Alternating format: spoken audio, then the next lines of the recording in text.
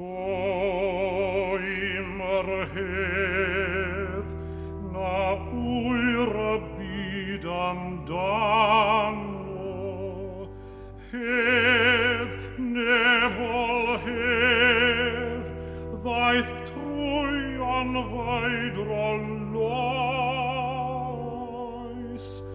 pan vador don ar venaid guanan ciro, mein dawel gadar iesi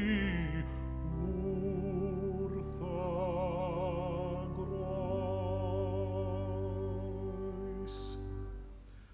Or hedd, na all y stormydd garwa, faiflin o byth, na chwerwi a'i fwynhad, pan fyddor enaid ar y noson ddiaf, yn gwneud ein nith y manwes diwain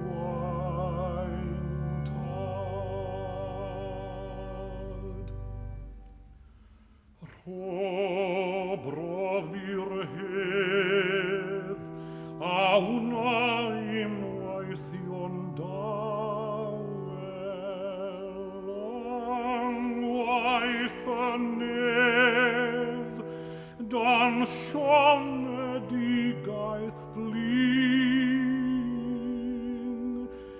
heb ofni dim, ond aros byth yn ddiogel, anghariad diw, garwed baddor hyn. O am yr hedd sy'n llifo megis afon, trwy ddinas diw, dan gangau'r bywiol bren, hedd wedi'r loes i dyrfa'r peren.